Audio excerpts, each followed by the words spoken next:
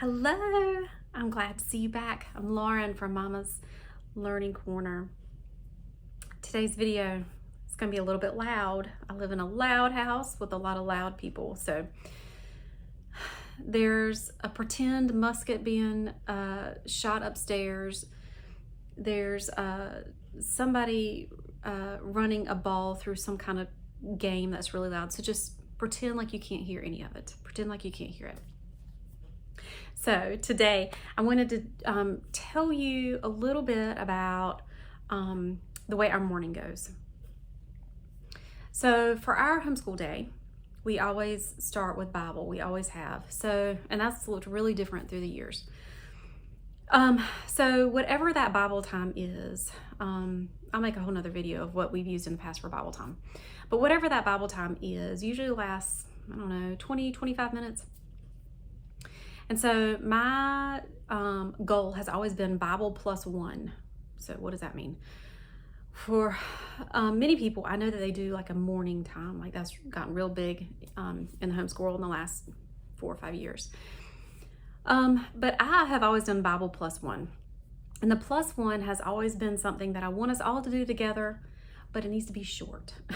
So like we aren't people that sit and memorize together and read chapter books together during this time of the day. I mean, we do those things, but just not during this time of the day.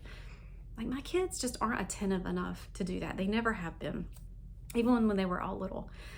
So whatever the +1 is needs to be short. So I thought I'd give you some examples of what that has been for us through the years. Some things we've loved, and then other things just have not gone very well. But I'll give you some examples of what the +1 looks like. And let me just also address this disaster that is behind me on the desk. I'm not sure how much of that you can see. The room, in my last video, I mentioned that the room looks like a tornado has blown through, and it still does. So I just hadn't gotten there yet. So typically it's not piles of stuff, but we start school in 2 weeks from today, 2 weeks from today. So that'll all be whipped into shape by then, but it looks rough right now. Okay, so something that we do sort of on and off is read through poetry. So my children memorize several things throughout the year, and sometimes they're poems, sometimes they're passage. Once they're older, they're more like passages from the literature, classical studies, or something along those lines. But some of our best memories are reading through its favorite poems, old and new. And this is such, it has such a variety of styles, and some of them are really funny. And some of them are a tiny bit dark, so you might want to pre-read. But the Ogden Nash ones, we just howl over those. Those are so funny to us. So we have a really good time reading through these. Now, what I love about this particular book is that they're divided into sections. So there's one whole section of poetry, Myself and I. So it's like My Shadow by Robert Louis Stevenson. And halfway down by A.A. Milne. And then, so there's other sections, My Family and I, My Almanac, which is like, geography, or a specific area is the focus of the poem. And then a whole section on animals. Those are really cute, just super, super cute, but they are some of them are just really funny. And for those mornings that everybody's got the grumps, which is often, because I don't necessarily have some of my children are real morning people and others are not. So those are really fun in the morning. So this one is Favorite Poems, Old and New. It has a wide variety. It's like a 500-page book. Yeah. So we've used this all through many, many years and have just loved it. So we'll just read a couple of those. If it's something more serious, we talk about it. If it's something funny, we just laugh about it.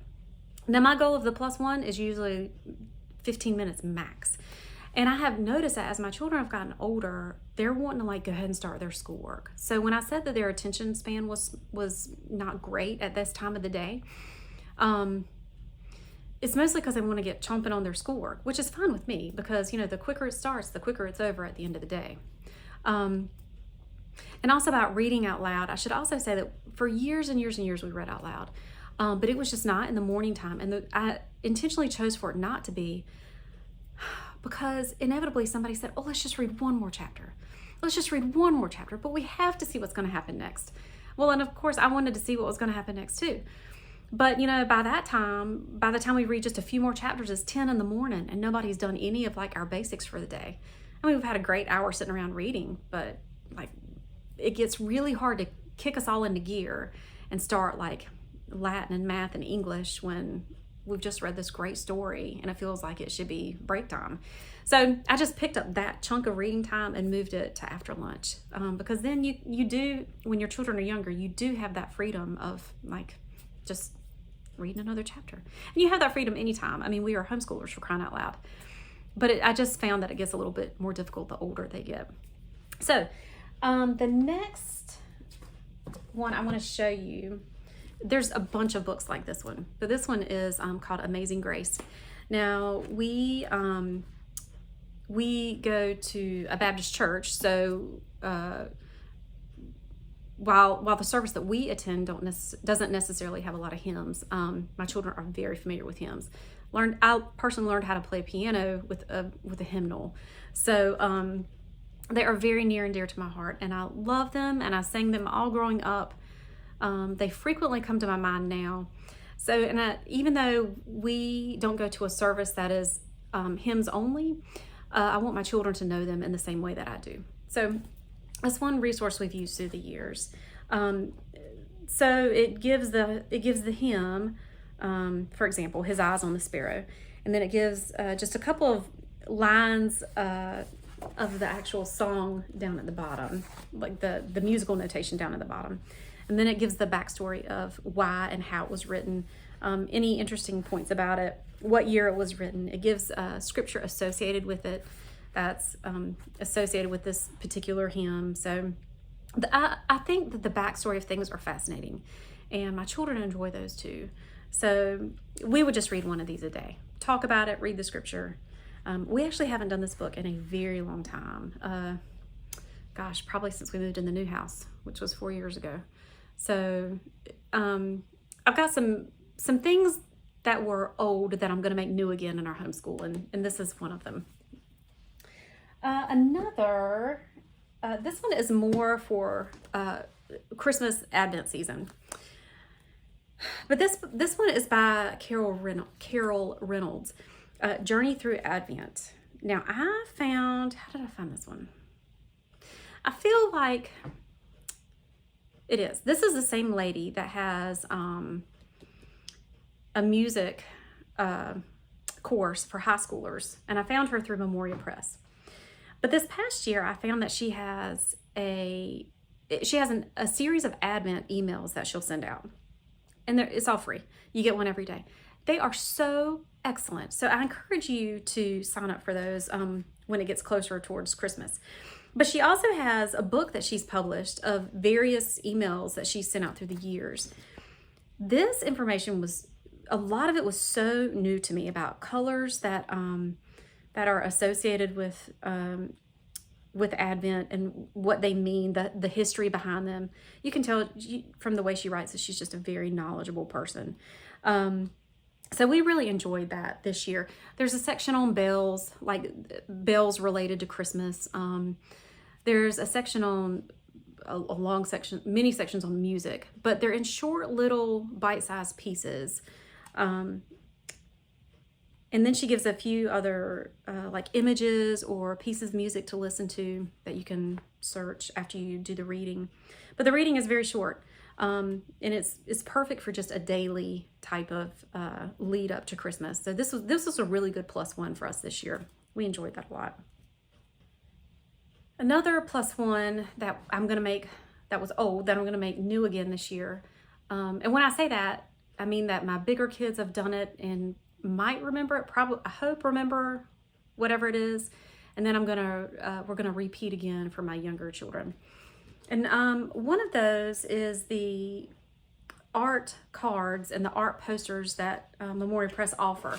But they offer them this is the Tree of Life one. So they offer them for the K through 3 grades, and that's part of the enrichment for there's a different set for kindergarten through through 2nd grade. And so I have both the little cards and the big posters, and this is just one of those sleeves, it's a heavy plastic sleeve, and it's double-sided. So I put one on one side, one on the other. And I've laminated half of them. I just haven't been able to laminate the rest yet. So we talk about the sculpture or the print or painting, whatever it is. Analyze it, talk about it. What else does it remind us of? You know, those kinds of things. And Memorial Press also offers very detailed notes about whatever picture it is, painting, whatever. The name of it, the author, what time period it comes from, the year, any history about it, questions to ask related to art study. I'm not an artsy person, so that doesn't come naturally to me at all. So I really appreciate those helps. And Memorial Press offers kindergarten enrichment, which has the kindergarten pieces, and then first grade enrichment, which has the first grade pieces. And the only place that I could find where all of them were included is in this book here, Simply Classical Enrichment, Level 3. So the Simply Classical curriculum line is for more special needs type children. Children that have difficulty reading, or they have a particular diagnosis that prevents them from going through the normal pacing of the other style of curriculum that's considered to be more normal pacing for the average student. So there's all types of reasons you would use Simply Classical, and I actually used it a little while with my fourth girl who had such a very hard time learning to read. But a lot of the concepts there are just so excellent. Anyway, so I found this. And this has all 3 levels of art with the descriptions in one book. Wonderful, because I have all 3 levels of the art and I just needed them all in one place. And this is perfect. So I decide what painting or picture or sculpture we're going to do for the week. And then we talk about it each day. We read the description every single day. And then on the days, like on Thursday and Friday of the same week, the +1 is the same picture. And then we talk about the ones that we've had in the past. Who can remember the names? Who can remember the artists? What was the point of it? So those types of things. So I really like this as a +1, and I'm real tickled to be doing it again this year. So I have 2 more things to show you real quick. One, and this was one of my favorite, +1s. It might be my favorite +1. So when I was little, like I said, I grew up in Eastern North Carolina public school. So, but we, in kindergarten and first grade, we sang every day. And so, but we would sing patriotic songs every day. And I realized that my children didn't know them in the way that I did. And so I wanted them to know them. So I chose, I think 8 songs. And I'll write a little bit more of a detailed post on this, but I think I chose 8 songs. Like I said, I learned how to play out of a Baptist hymnal. So I literally copied them out of the Baptist hymnal. Everybody got a page. We learned all the verses. I chose 1 song per week. So the Star Spangled Banner. Learned as much of it as we could in terms of the lyrics, all the verses. Each day, what made it interesting though, is each day I chose a different version of the Star Spangled Banner and we would listen to it, just chose something from YouTube. So one time was a marching band, one time was a gospel quartet, one was Whitney Houston. Just search your favorite ones on YouTube. So the songs I chose were the Star Spangled Banner, God Bless America,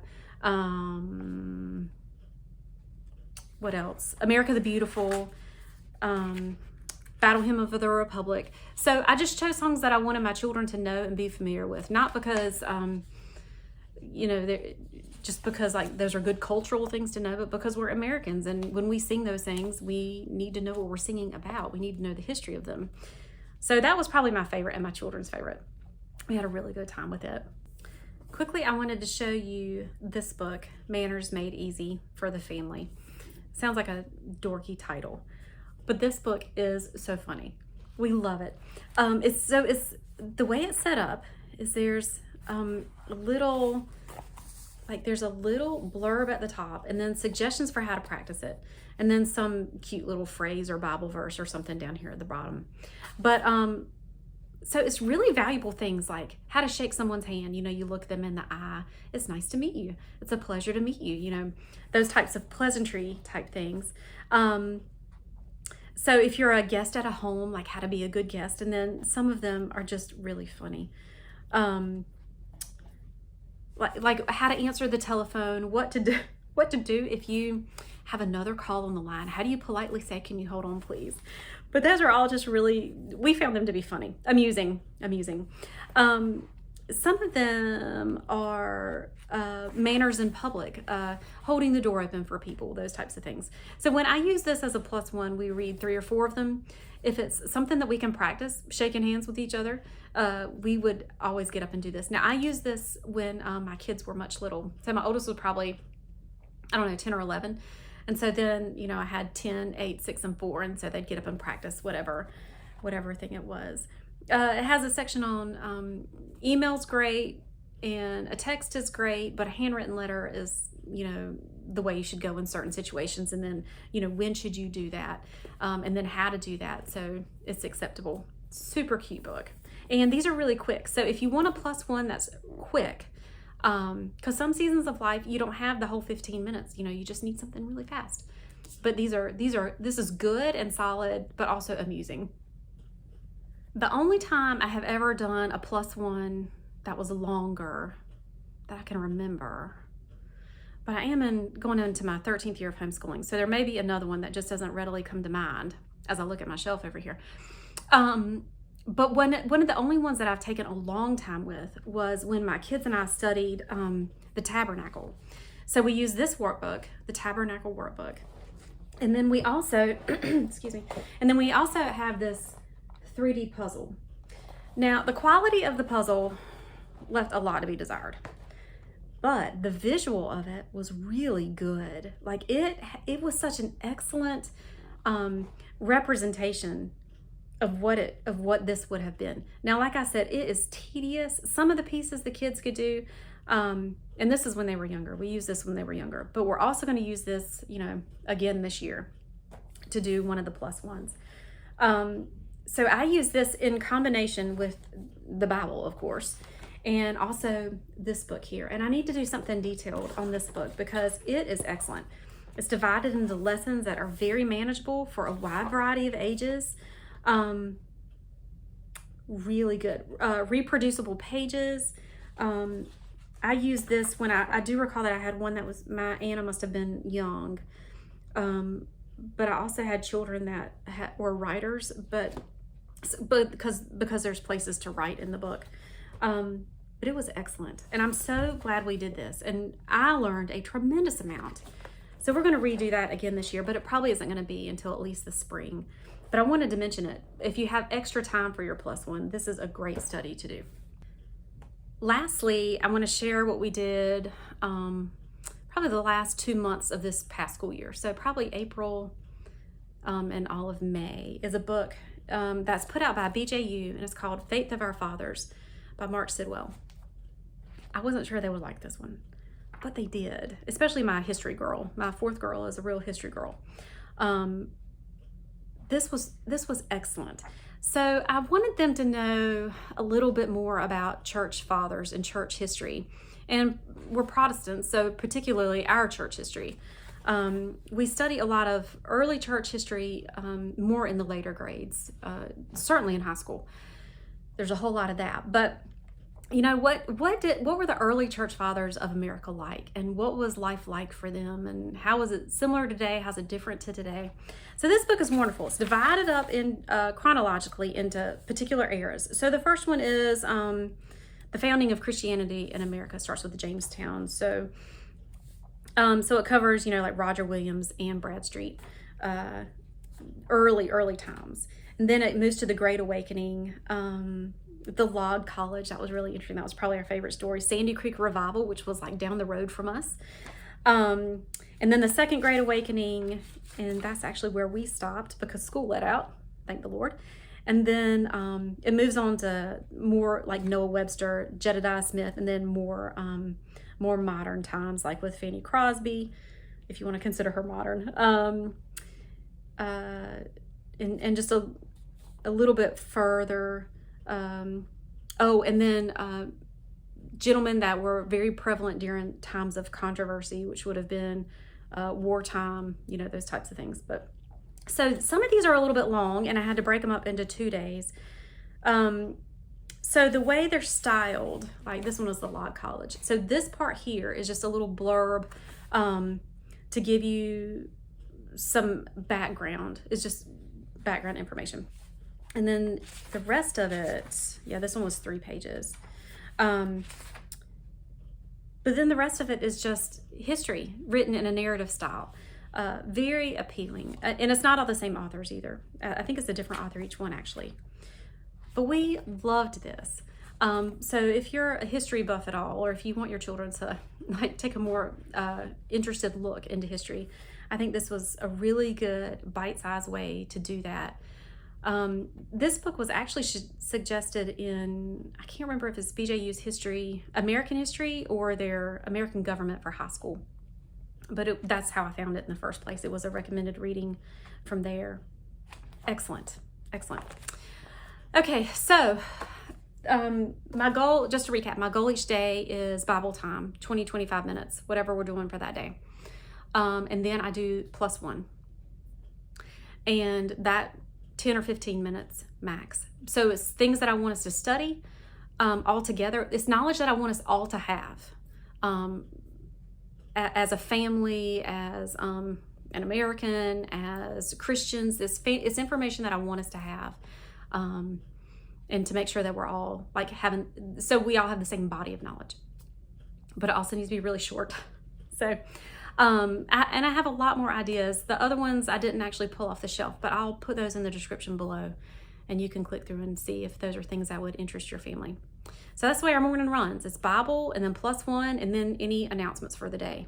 Do we have appointments? Who is out of the house that isn't typically? Does my oldest go to work? You know, it's like a catch up on the family schedule is really what it is. But we call them announcements because we're not very creative at 8:30 in the morning. All right, that's it.